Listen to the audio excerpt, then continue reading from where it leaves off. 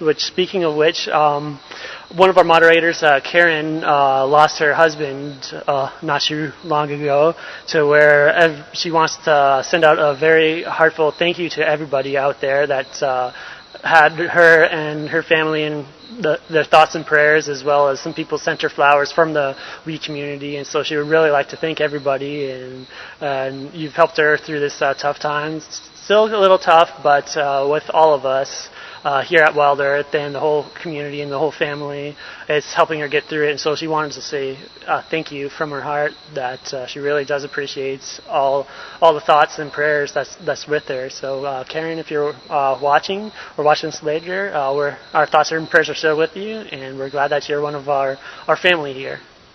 And so yeah, it was nice to have that late chat.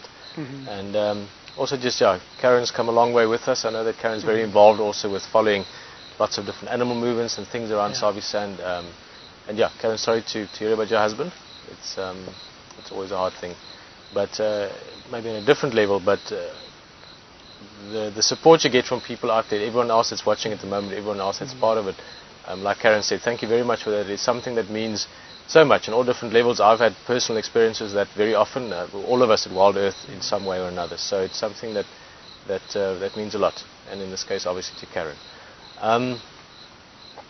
Another question, just that I was thinking about now, Simon, with the giant eagle owl last night and the various eagle owl. I didn't actually get time to ask Pete, how did it actually catch the frogs? It was hard. We've had some brilliant views of that hammerkop catching frogs in the dry mud and so on, but how did the eagle owl actually manage to catch them? Let's see, I think, one of the first things you noticed when it came in, you knew right away, because all the frogs all of a sudden went quiet. Then, I believe it just kind of looked around, and at the start just kind of swooped down and got one. I was kind of looking at the water.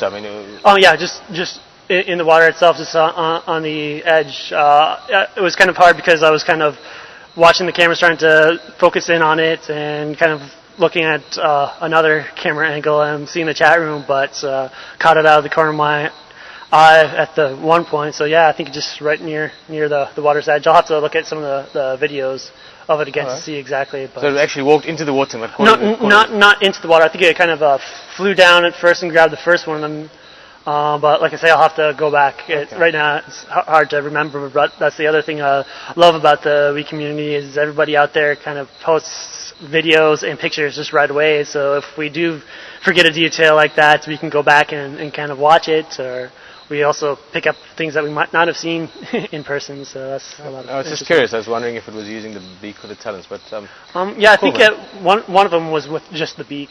I remember that, but as for grabbing it with the beak, I think so.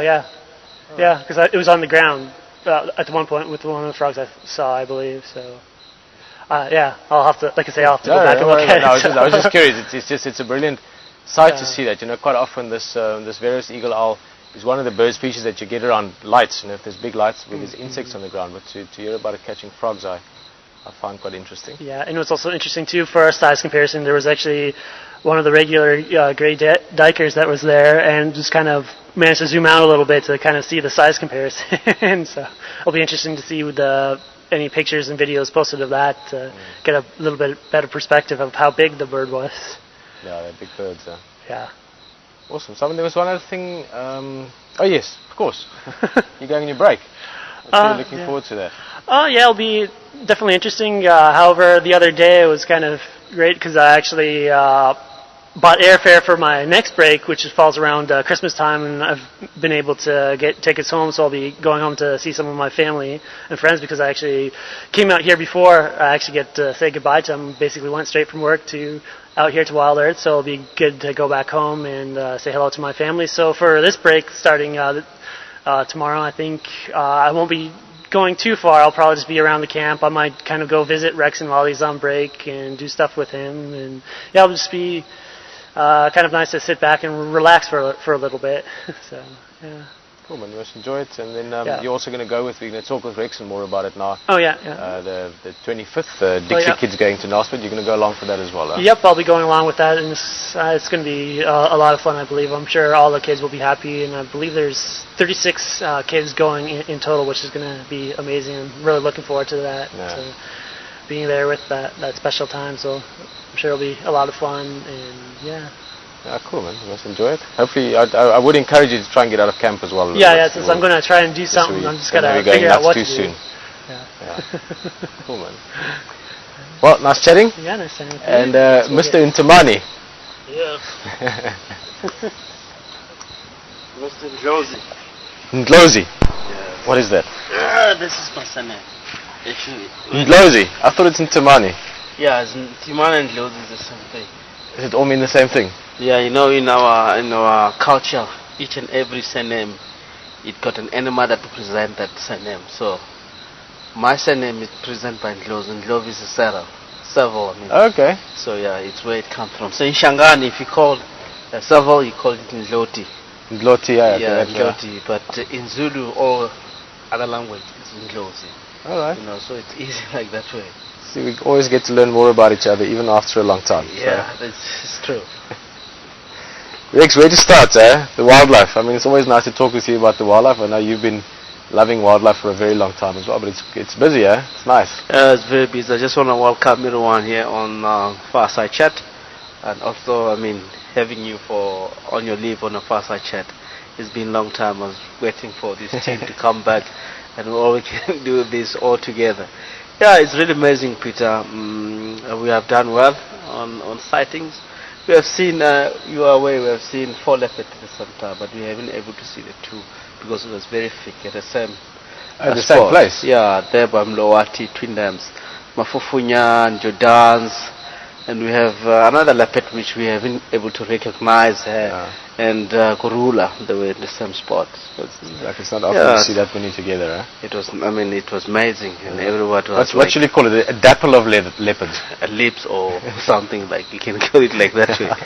So yeah, it happened. It was very, very good. In terms of all the sightings, we have seen new sort of nomadic males elephant coming into the area. You're able to see them.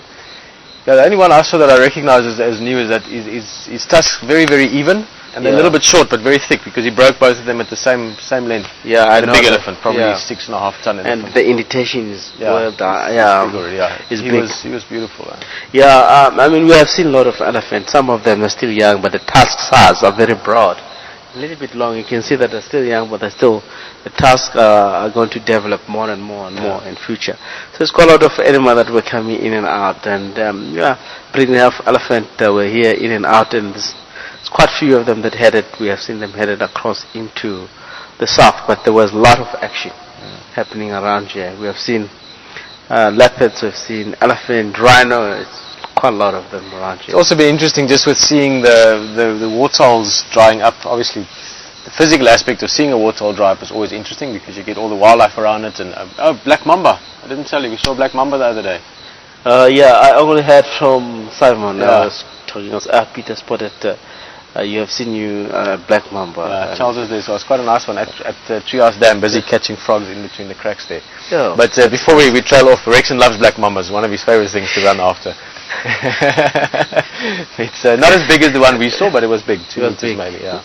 But sorry, I'm trailing off. But wartholes drying up is an interesting aspect in themselves. Just seeing what happens around that little microenvironment. But with so many wartholes drying up, on Western Gari, the area we drive now, it's only the pan that gets pumped.